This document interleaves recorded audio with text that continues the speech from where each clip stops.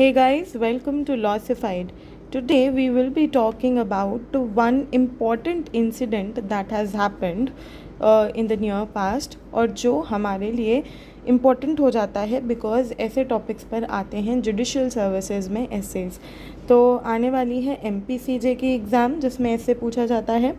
उसके अलावा बहुत सारे स्टेट्स हैं जिनमें ऐसे आता है, तो आपको एक ऐसे राइटिंग की हैबिट होनी चाहिए। तो अगर आप ऐसे ही किसी जुडिशल सर्विसेज एग्ज़ाम में अपीयर कर रहे हैं तो ये वीडियो आपके लिए बहुत हेल्पफुल होने वाला है। So let's move ahead and begin.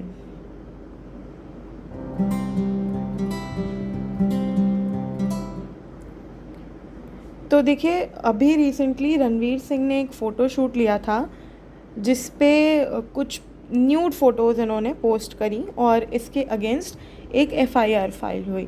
तो अब FIR किन लॉज से रिलेटेड है जो इन्होंने किया, पोस्टिंग न्यूड फ़ोटोग्राफ्स, उसका इज़ दिस रियली ऑफेंस?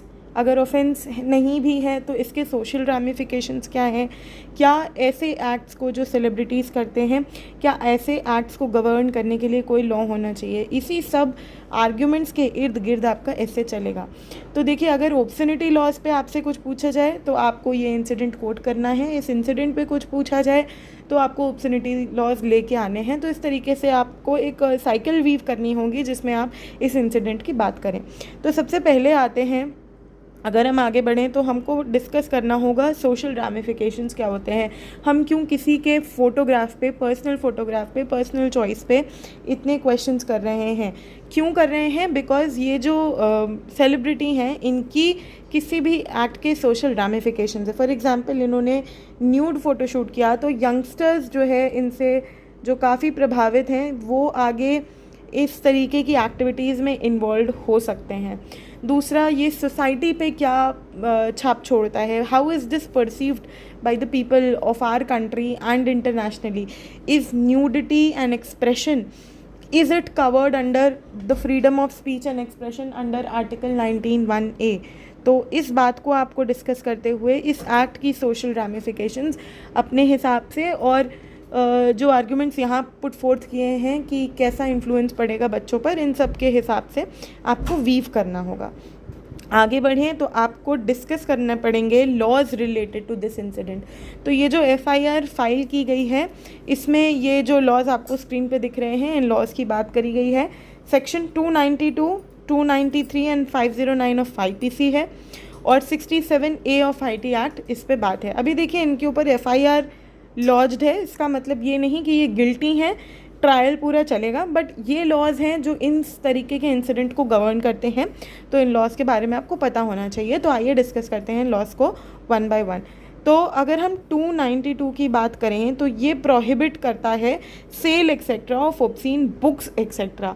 तो अगर कोई बुक है जो ऑब्सीन है या ऐसी कोई भी आर्टिकल है, पैम्पलेट है, पेपर है, देखिए आप सबसेक्शन 1 में देखिए, book, pamphlet, paper, writing, drawing, painting, representation, figure या कोई ऐसा ऑब्जेक्ट ऑब्सीन होगा। कैसे ऑब्सीन होगा? अगर सेक्शन 292 के हम पार्लांस में बात करें तो कोई भी चीज़ ऑब्सीन होगी अगर इट इज़ लाशिवियस, ये जो वर्ड लिखा है ना, लाशिवियस, और या फिर ये अपील करता हो टू द प्यूरिएंट इंटरेस्ट और इफ़ इट इफेक्ट्स और डिप्रेव्स एंड करप्ट्स पर्सन। तो ये सभी अगर रिप्रेजेंटेशंस हैं तो ये ऑब्सीन मानी जाएंगी अंडर आर्टिकल 292 सबसेक्शन 1।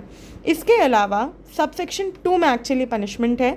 किस चीज़ की पनिशमेंट है? कोई अगर सेल कर रहा है, हायर कर रहा है, डिस्ट्रीब्यूट कर रहा है या पब्लिकली एग्जिबिट कर रहा है या सर्कुलेशन में डाल रहा है। जैसे यहाँ रणवीर सिंह ने इसको पोस्ट करके इसको सर्कुलेशन में डाला, पब्लिश किया।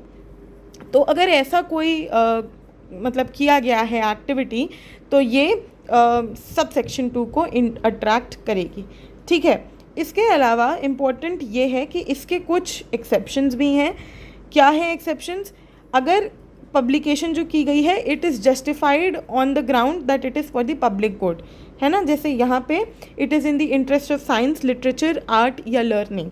ठीक। या फिर ऐसी बात कि कोई एंशियंट मॉन्यूमेंट में, जैसे हम खजुराहो वगैरह में देखते हैं। ऐसा कोई मॉन्यूमेंट में अगर ऐसी कोई डिपिक्शन है जो कि ऑब्सनिटी की डेफिनेशन से थोड़ा भी कॉरेस्पॉन्ड करती है तो वो इस सेक्शन से अट्रैक्ट नहीं होंगी। ठीक है, आगे बढ़ते हैं। 293 को देखें अगर हम, तो यहाँ पे यंग पर्सन की बात करी गई है। ये आपके जुडिशरी के लिए भी इम्पोर्टेंट क्वेश्चन बनता है।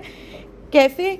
क्योंकि एज पूछी जाती है कि 293 में यंग पर्सन्स कौन हैं। तो जो 20 ईयर्स से कम के लोग हैं उनको अगर ऐसा कुछ सेल किया है, हायर किया है, डिस्ट्रीब्यूट किया है जो कि ऑब्सीन है, तो यहाँ पे फर्स्ट कन्विक्शन में 3 इयर्स की सज़ा होगी और फाइन अप टू 2000 होगा। और उसके अलावा सेकंड और सब्सिक्वेंट कन्विक्शन में इनको 7 साल तक की सज़ा और 5000 तक का जुर्माना पड़ सकता है। तो ये 293 हुआ।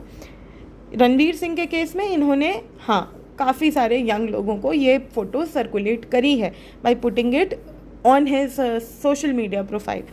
मूविंग अहेड, सेक्शन 509 इसको भी FIR में डलवाया गया है कि कोई भी ऐसा एक्ट जो कि वुमेन की मॉडेस्टी को इंसल्ट करे उस पर ये सेक्शन डील करता है। रणवीर सिंह का ये एक्ट कैसे किसी वुमेन की मॉडेस्टी को इंसल्ट कर रहा है ये सब्सटैंशिएट कर पाना थोड़ा मुश्किल हो सकता है, परंतु ये FIR में सेक्शन लिखवाया गया है। आगे बढ़ते हैं। 67A ये आपके इंटरनेट से रिलेटेड पीनल लॉ के बारे में बात करता है और ये कहता है कि अगर कोई भी ट्रांसमिट किया है या पब्लिश किया है मटेरियल जो कि सेक्सुअली एक्सप्लिसिट है इलेक्ट्रॉनिक फॉर्म में, तो 67A आपको पनिश करेगा। Term which may extend to 5 years and with fine which may extend to 10 lakh rupees. ये फर्स्ट कन्विक्शन पे है। और सब्सिक्वेंट कन्विक्शन पे imprisonment which may extend to 7 years and also fine which extends to 7 lakh rupees. तो ये सभी laws हैं जो कि रिलेट करते हैं। अब इसके बाद आप लिखेंगे कि क्या इस तरीके के जो इंसिडेंट्स होते हैं, जैसे हमने 2022 में भी देखा, मिलिंद सोमान थे, वो एक बीच पे न्यूड उनकी भागती हुई तस्वीर काफ़ी चर्चे में आई थी। तो इस तरीके की फ़ोटोज़ हैं या इस तरीके के जो इंसिडेंट्स हैं ये कॉल आउट करते हैं क्या कि हमें एक नया और एक्सक्लूसिव लॉ चाहिए या फिर ये जो ऑलरेडी एग्जिस्टिंग लॉज हैं under 292 of IPC and 67A of IT ये सफिशेंट हैं। इनके सोशल रैमिफिकेशंस क्या हैं? अगर इन एक्ट्स को ऑफेंस बनाया गया है तो उसके सोशल रैमिफिकेशंस क्या होंगे, ये सभी की चर्चा करते हुए आपको अपना आंसर कंक्लूड करना होगा।